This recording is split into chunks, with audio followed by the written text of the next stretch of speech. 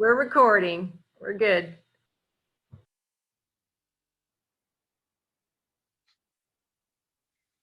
Have you ever had that one family member that you just can't seem to see eye to eye with? You should care about this because family is so important. Without family, we don't have anything.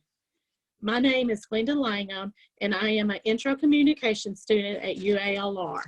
Today, I'm going to tell you about my conflict with my daughter-in-law, Kelsey, for the past 5 years. First, I will give you the background of my conflict. Then I will share communication principle and 2 concepts connected to my story. Finally, I will provide recommendations for how I can improve my communications. Moving on. Kelsey and I first met when my son Josh and her started dating back in 2010. They dated for about 3 years before they got married in 2013. Now, during the dating stage, I found it really odd that Kelsey and I probably had only had about 3 or 4 conversations of any length. However, Kelsey was at my house almost daily, except when my granddaughter Rain was there. In my opinion, Kelsey was jealous of Rain because Josh was married to Rain's mother before he was married to Kelsey. I made a promise to my son and to Rain, and Rain is not my biological granddaughter, but I did make that promise to my son that I would treat her like she was mine from the day she was born. Would you ever break a promise to a child? I got an invitation from Kelsey to come to dinner. I was so excited because this was such a rare occasion. I thought she was just being nice because I'd just broken my arm and had surgery. Was I ever so wrong? I guess my first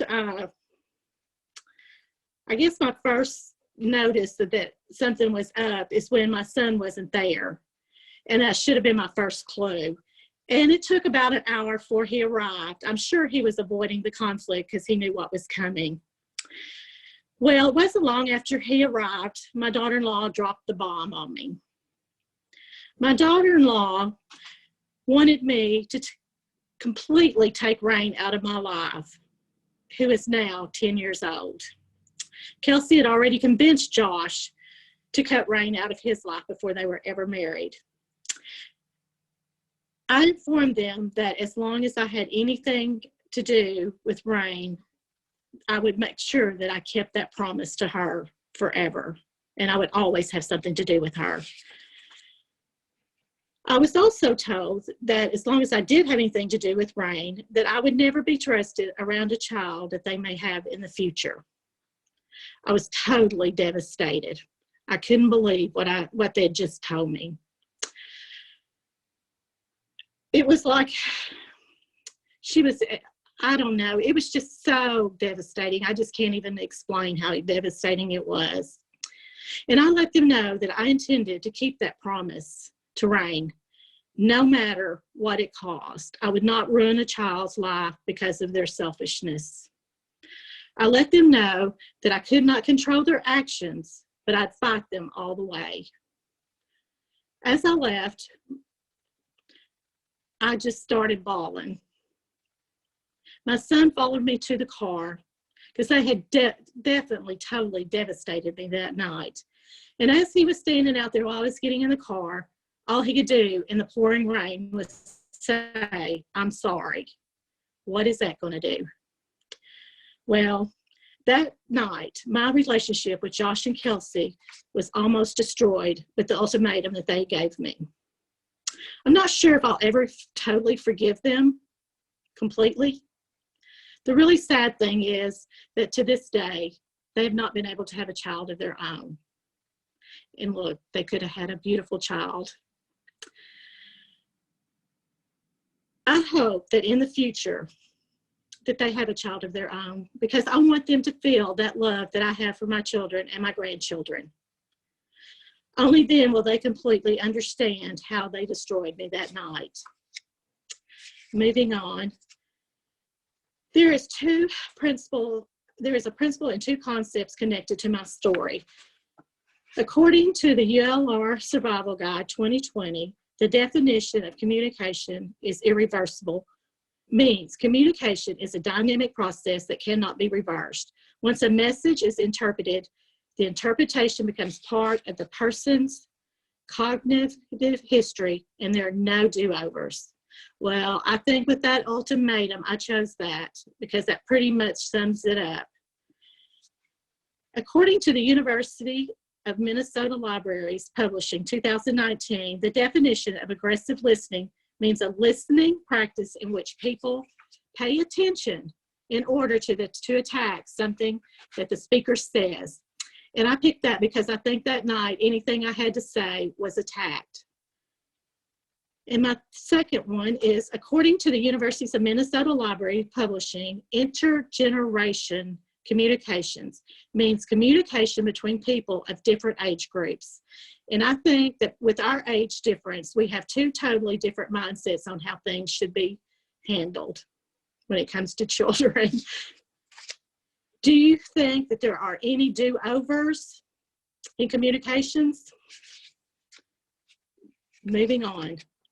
Based on my experience, I can use communication concepts and ethical implications to improve my communication skills and to improve my interpersonal relationships. According to the University of Minnesota Libraries Publishing 2019, the definition of emotional intelligence means the ability to monitor one and others' feelings and emotions, to discriminate among them, and to use the information to guide one's thinking and action. I think that night, if I would have had better communication skills, I could have handled the situation a lot better than what I did. According to the University of Minnesota Publishing 2019, the definition of compromising means show moderate concern for self and others and may indicate that there is a low investment in the conflict or the relationship. Well, there was definitely no compromising that night, that's for sure, and I think that's why he chose that one. According to the ULR Survival Guide 2020, the definition of integrity means molding our values for others by holding ourselves accountable to the standards that we hold others and to keeping promises that we make to others, even when no one is looking. Boy, could we use some integrity that night. Are you keeping your promises when no one is watching? In conclusion, today I told you about my conflict with Kelsey for the past 5 years. Today, I told you the story of my conflict. I shared a communication principle and two concepts and provided recommendations on how I can improve my communication skills. I believe that I just proved that family is sometimes the hardest people to please. Even though we love them, it is still a real challenge. Thank you.